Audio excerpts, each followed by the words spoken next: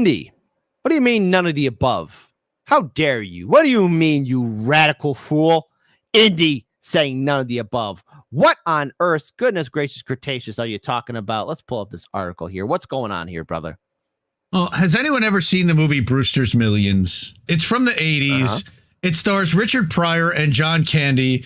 And the premise is that Richard Pryor is due to inherit a bunch of money from a very wealthy uncle that he didn't know he had. But he has to spend $30 million in 30 days and have literally nothing to show for it.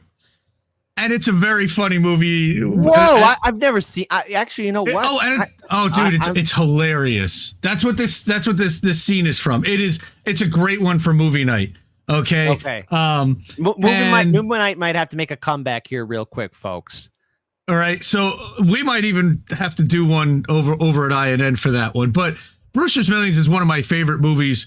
And one of the things that Richard Pryor does in order to be able to spend the money without having anything physically to show for it at the end of the 30 days is he decides that the two people who are running for mayor are no good.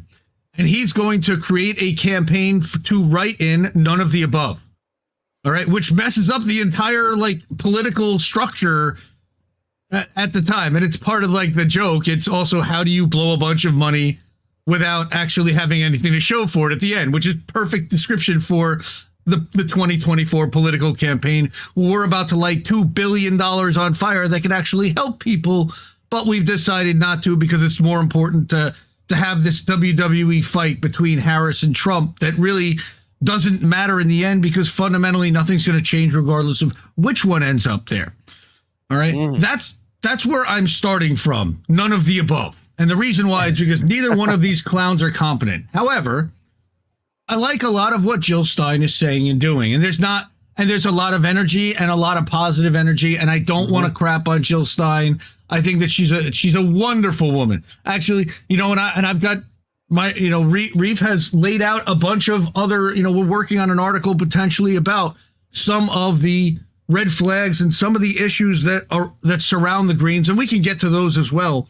But more importantly, this article was around why none of the above and why even if she were the perfect candidate and I wanted her to win and I were voting for her and all of us were voting for her, it's still not going to amount to a whole lot. But she also has the luxury of taking every position that we want because she also knows that she's never going to be put into place to actually have to execute these things and be held accountable for them.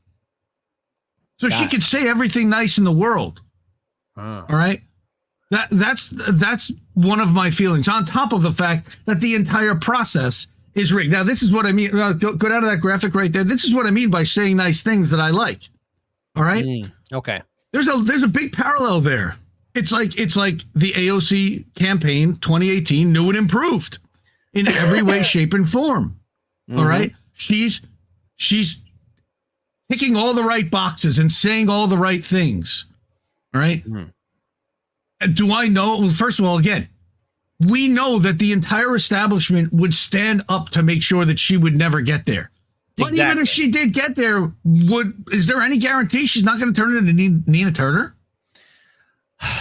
I want to argue back, but I have to say, there is a lot of evidence showing that once you're in that swamp called DC, you become corrupted. Now, there's maybe a handful of people that have their integrity who have called it out. I know Representative Massey has brought up the fact that, there are AIPAC babysitters. And look, while he is a Republican, / libertarian, he has said things I agree with and disagree with, but he's one of the few that doesn't have an AIPAC babysitter. I could say that for credit, but for the most part, most of DC is corrupt. And even if Jill Stein were to get in, or even the Greens were to get in, before Jesse Ventura went all in for Tim Walton, Kamala, I'll never forget this quote. I don't want to see a third or fourth party in, because instead of a 2-headed monster, you have a 4-headed monster. Or a 5-headed, 6-headed. Like you're going to have, this is why we have to abolish all political parties. So continue on, Indy. Yeah, it's kind of funny that there's an old adage that there's not a third party because the donors don't want to write a third check. Yeah, well, hey, look, can't argue back. So none of the above. Right, but yeah, we talked about this. I was on the show back in May, and I literally wrote this in the first article when we talked about Kyle Kulinski. And can I just gloat for a moment to say that I called that the day of, that was not an endorsement of Jill Stein, though everybody ran around and said, "Oh my God, Kyle has endorsed Jill." No, he was on a Zoom call for her birthday and said, "I support you," but he never said, "I support your, I'm going to vote for you." I called it then. Everybody got excited. It was put out by her campaign. He never even retweeted it or acknowledged that he said it. And nothing really kind of happened from that. However, what I also did say was established back in the middle of May that I am team none of the above, and resolutely team none of the above, because regardless, no matter who wins, we all lose. All right. Exactly. And that I thought that we were going to end up with Trump as the president at the end of it all. And that was not a hope. That was just a prediction based upon looking at everything. And that was when Biden was running. That was before they had even removed Biden as the candidate and installed somebody against the will, or without even accounting for the will of the people whatsoever, knowing that if they had pushed Kamala through a primary, there's no way she would have emerged as the candidate. And they didn't want that. So they pulled the switcheroo at the last minute. Now the thing is, even with Kamala in, I know I said on the show, there's a 50-50 chance that, Trump or Kamala can win. Because, again, voter turnout's key. But, all of Kamala's actions are not inspiring confidence. And, while I am on board of, not supporting anybody, because even then, like on election night, I really don't know if I'm going to support the independent candidates. I'm not going to support Democrats or Republicans. I might leave it blank. This might be the first time ever, I look at a presidential ticket. I'm like, do I select or do I don't? Because, so much I've been disappointed by third parties and independents. So when the election night does come and let's say Trump does win, and I think he has a fairly good chance of getting reelected because of not only him able to, have huge crowds attend his event, but there's more energy behind his campaign than I see with the Democrats. I just want to say to folks, this is as much as I want to say, like, we need third parties. We need to really reorganize how third parties are even operating in this country, because they keep on doing the same method over and over again. That is, okay, this election's over. We'll see you again in 4 years. Where the hell are you going? If they actually invested into themselves and actually built up their infrastructure like they should have done in 2016, I don't think we'd be having this conversation right now, Indy. I could say that with a little bit of confidence. I could say, like, hey, like, third parties would be more of a viable force. What do you think? Well, and what happened after 2016 was there was a bunch of money, and they started doing recall efforts in only states where I believe it was Trump won, but not where Hillary, and there was questionable numbers across the board when it came to the exit polling. There was a lot of irregularities, and a lot of that energy and money kind of dissipated. I'm not really sure. But what I'm saying here is that corporate media is part of the problem. I've been saying that. Look, this is one of the things we fight every day, is the narrative of corporate media, which has blocked any coverage of Jill Stein. It reminds me almost of 2015, 2016, when they didn't want any coverage of Bernie. Only they had to cover Bernie. Bernie was a senator. Bernie was in D.C. Bernie was part of their club. Jill Stein's none of those things. They have no reason or need to cover her, so they're just not. Most people don't even realize that she's running. Most people don't even realize they have no idea who she is. And if they did, half the people think that she's a Putin puppet. I mean, you can't even imagine the kind of heat that I've been getting out of this is, forget Jill Stein, she's a traitor, she's a Putin puppet. Of course, that picture and that whole trip to Russia in 2015 has been debunked multiple times. And she's far from anything having to do with a Russian plant. She's trying to articulate the things that originally the squad tried to put in place years ago. And now they're calling it Russian disinformation. But what I also contend here is that if corporate media ever decided to start smearing her now, it would be even worse than what they did in 2016. Right. Again, she'd twice then be responsible for foisting Trump upon us in their minds. It's crazy talk. I mean, the way the narrative happens in their heads they've built this person who can't even get to 5% of the vote to be the evil supervillain that is stopping all of their plans from happening because Trump's going to win because of her. Now, look, I actually did a not sit down, but at least a short 11-minute interview with Jill Stein this election cycle. And, Jill Stein explains the need for a third-party movement and to continue after the elections. Now, again, this was only a short interview. I wish I could have done a little bit of a longer form interview. Let's just say reaching out, has always been, not the best strong suit for the Greens. However, in that interview, she is speaking about the need to organize and rebuild. But the thing is, they had this golden opportunity in 2016, and myself and Daniel in 2017, when we were on radio, we would cover some of the Green Party events. And Indy, this might shock you, but there are these huge venues in which there was at one point we attended an event. There might have been like 200 or 300 people at this Green Party event.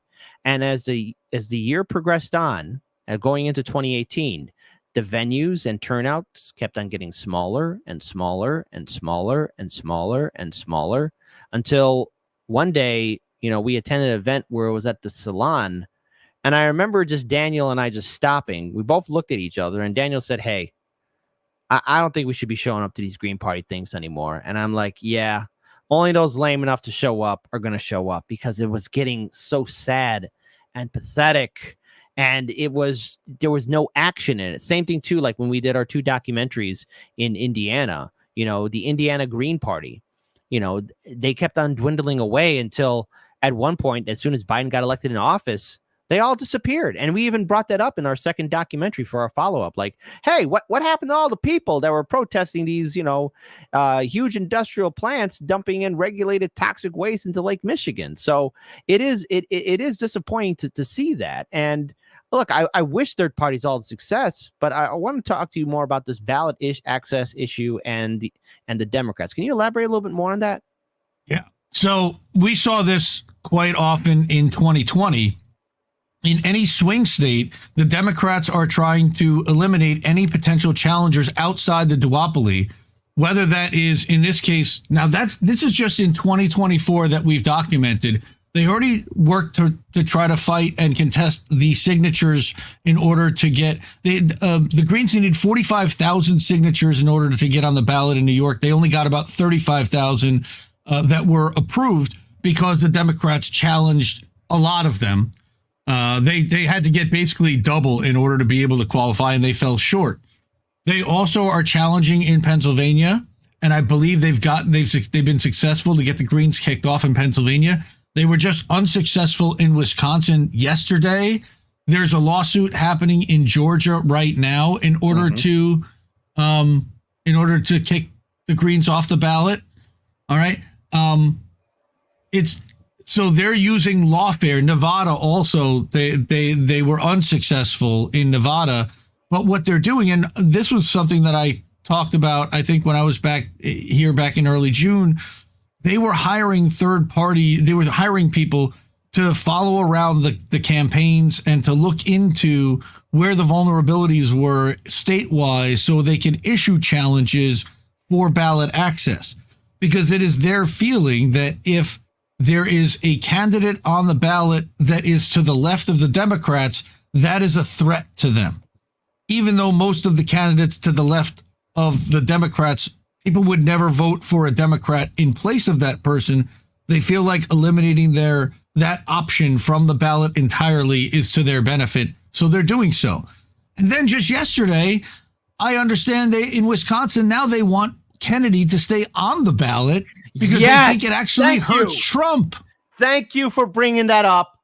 Thank you. So wait a minute. All this panic now. And again, we're going to talk a little bit more about RFK Jr. in another segment, but all this panic about Donald Trump and the evil, and oh my goodness, if Jill or RFK Jr. or Cornel West are on the ballot, it's going to hurt Kamala. Now they don't want to remove RFK Jr. And this is how petty, this is how hypocritical the system is, because this is how you know that the Democrats like to rig the system for their favor. Now RFK Jr. suspended his campaign, is now part of is a temporary person as picked for part of Trump's transition team. He's going to be with Tulsi Gabbard and 2 of Trump's sons and J.D. Vance to pick, people to be part of a potential Trump administration, which on the one hand, okay, fine. But on the other hand, RFK Jr. suspended his campaign.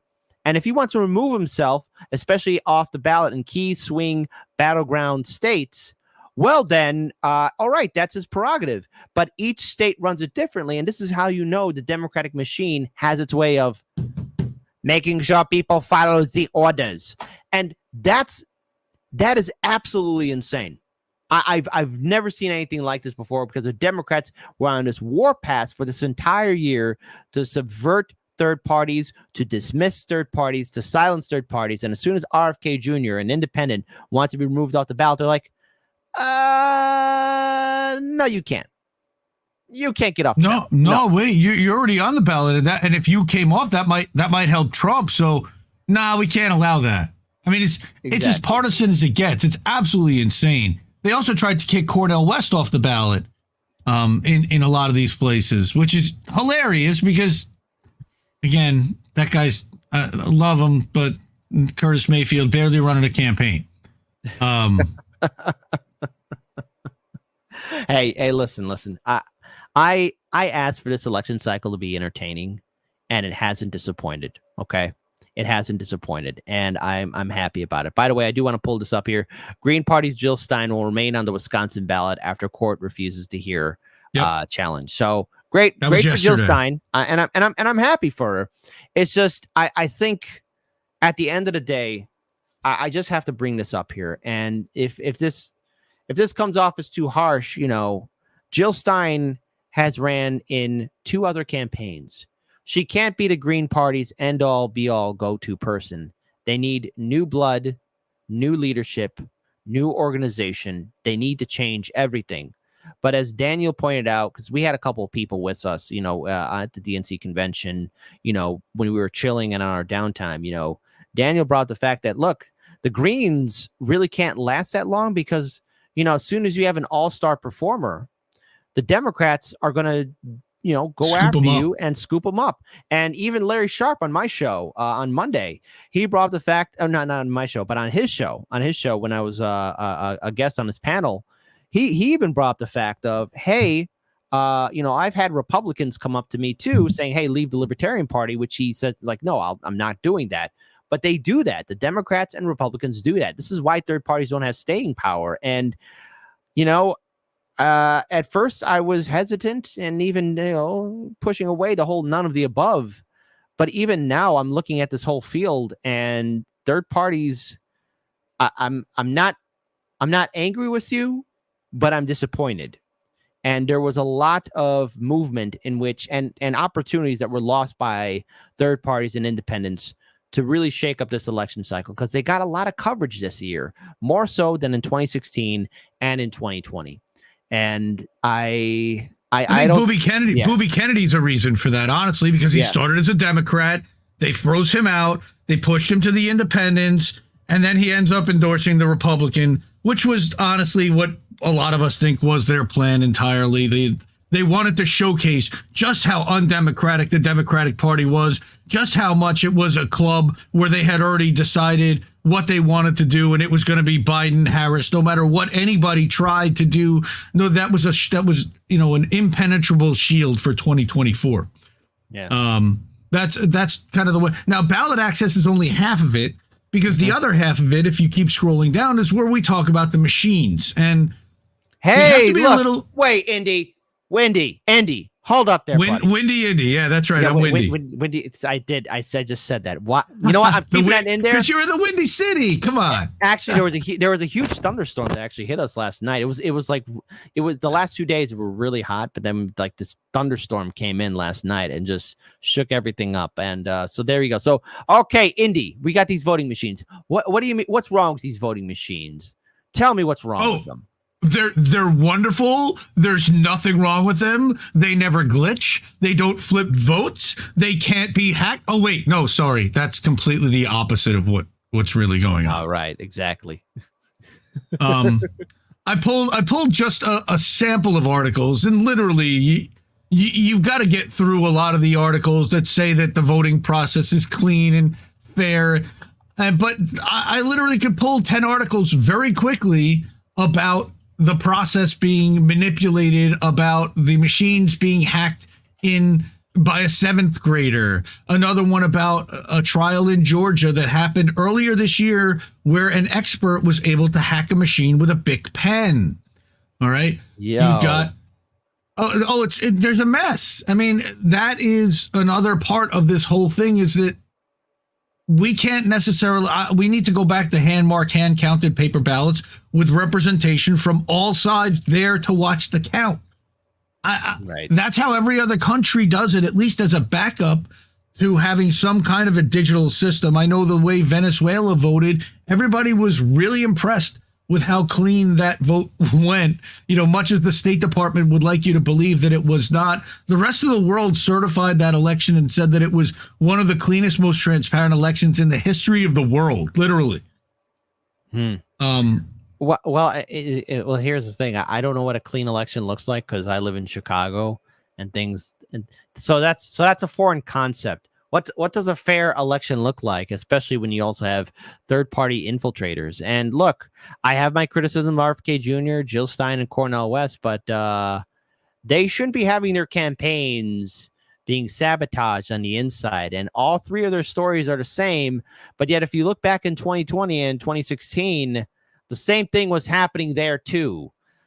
Indy, do you want to elaborate a little bit more about the infiltrators?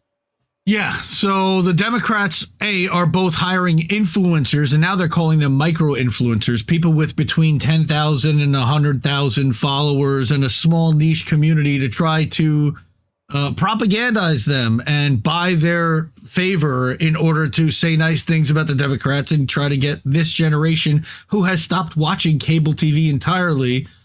But what they also have done is literally put people on the payroll to follow around the Kennedy, the Stein, and the West campaigns to look for these vulnerabilities within the campaigns statewide to see where they can issue potential challenges to get them kicked off the ballot. But also, what are they saying narrative-wise? What are they talking about in the DNC? How do we craft talking points to counter that? And how do we minimize their impact against the Democrats to their left? Opposition research. But they've got the money and the resources to be able to put full-time people and a full-time team on doing this. Where, and do you think the Republicans aren't doing that same thing? Of course they are. They're probably doing the same thing to libertarians too. I'm not saying that. What I'm saying is the big money parties are able to blow money on doing that. Again, and they're doing all of this rather than doing what? Helping people. Mm-hmm. Now, I do want to bring up two things here from Roger Meadows, good friend of the show. It'd be wrong for me not to mention this. Indy, Democrats steal from third parties like the Green Party. Take that chart comparing AOC versus Jill. It wasn't Jill reacting to AOC, but AOC stealing and watering it down. It was more important for your governor is than for who president is. 36 governor election midterms. Energy you have for president. People media keep the same energy for gubernatorial. All we have here at Hard Lens Media, my goodness. In fact, we actually hosted Libertarian Governors Debate way back in 2018, which was a lot of fun to do, and I hope to do that again someday. Thank you to the Illinois Libertarian Party for actually letting us do that. The Green Party run your policy platform as citizen ballot initiatives where you can. Run Green parties, and you should run independent candidates for both chambers of state legislators in states that don't allow voters to place their own amendments on the ballot to force a vote like we were hoping AOC would do, but Matt Gaetz did on placing legislative amendment on the ballot that would give voters of the state the right to place their own amendments on the ballot using the citizen ballot initiative process. Thank you again, Roger Meadows, for the $4 tip. Wow. I again, Democrats and Republicans do steal from libertarians and Greens. I mean, I've covered it before, and even the Illinois Libertarian Party has brought it up to me, like even way back when we were on radio. You know, it's a story I'm all too familiar with: the thievery, the legal challenges that they face getting people on the ballot, and it is rather disheartening. Which again, I've always been rah third parties, but I'm and pretty here's much, the thing. I don't know. I might be this. None of the above. look, and if you're going to vote, if you feel like you have to write your letter to Santa and check the box in order to be a good American, because they propagandized us from the time that we were in school about this, even though federally we know that our vote has zero impact based upon the Princeton study of 2012. At the state level, at the local level, I agree we should be doing that, and we should be involved ourselves, running for school board positions, running for state elected office, running for some kind of county official if we need to. I know Amber King, for example, out in Washington State, she's running for some kind of a local office. I give her a lot of credit for that, and she's doing it as an independent. I was looking into running for town council. And I spoke to the one Democrat. We have all Republicans in my town. We're in a blue state, but we have all Republicans in my town. And I spoke to the one Democrat who's on the council. And basically she's like, well, you need to run as a Democrat or Republican or the town just won't take you seriously. Okay. I also have an announcement too to make, because just real quick, this is all for me. This is ego and pride. We are number one in politics on Kick right now. Woo! All right, we're number one. Hang on, there'll be a celebration. There'll be a celebration later after this segment. So I want to give you the final word, Indy. Take it away, my friend. None of the above. And when you say none of the above, you're not just being like, oh, none of the above and pushing people out of the way. You're saying none of the above because. Take it away. Because none of the above, because the process is broken, number one, with regard to how we vote and the electoral systems and how they set up the ballots themselves, what lines people put them on, the machines, the fact that it isn't consistent anywhere across the country, right? Then we've got different voting machine vendors that run different states. You've got the Dominion versus the ES&S versus the Smart Tech, and there's ways. Did they put a modem in there or did they not? There's a lot of questions about the machines, first of all. Second of all, you've got the process where you've got the Democrats are trying to sue anybody to the left of them off the ballot. And then third, of course, the Democratic process where the Democrats are literally trying to anoint an unelected candidate and then vote shame you into choosing that person and giving them your permission for them to continue the genocide in Gaza and to continue to fund Ukraine and Nazis over there and everything else that they're asking you to sign off on for somebody that nobody chose. So that is why I am resolutely team none of the above. Again, if you feel like you need to check a box, go third party. It'll make you feel good. My contention is that if we added up every single person in this chat, every single person that watches all our favorite channels, we're not getting to the 7.5 million people it's going to take to get the 5% of the vote. So how are we going to expand our tent? How are we going to do that? Are we going after the working class? I think Nick had a good idea. And what Nick started to try to build, what's going to happen after Election Day? Are the Greens going to have the money and the drive to continue this energy about a third party and about about exiting the duopoly after Election Day? Is the funding going to dry up? I'm just worried we're putting a lot of our efforts into something that's going to dry up the day after Election Day versus mutual aid and building up, organizing the working class, which, is a lot more effective and is what the wealthy are trying to stop us from doing by misdirecting our efforts into a Green Party once every 4 years. Agreed. And look, even I'm losing my patience for third parties. So look, there has to be a change. And I guess it's just through ballot initiatives, and abolishing all political parties. I guess this isn't such an awful place. Is that what you want me to say? You prove it's possible to sleep for days and to still think you're right here awake. The cost of living isn't much to make, but God, it's so hard to save. And when they told you everything was safe, were you safe?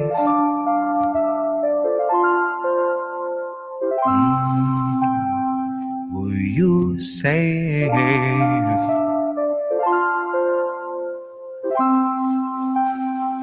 Were you safe?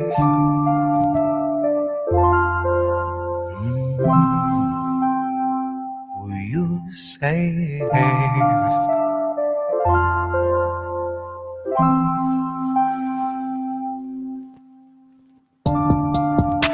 guess this isn't such an awful place. Is that what you want me to say? You prove it's possible to sleep for days, and I still think you're right here awake. The cost of living isn't much to make, but God, it's so hard to say. And when they told you everything was safe, were you safe?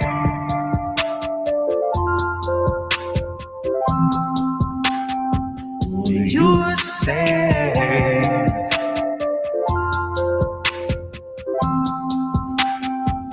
Were you safe?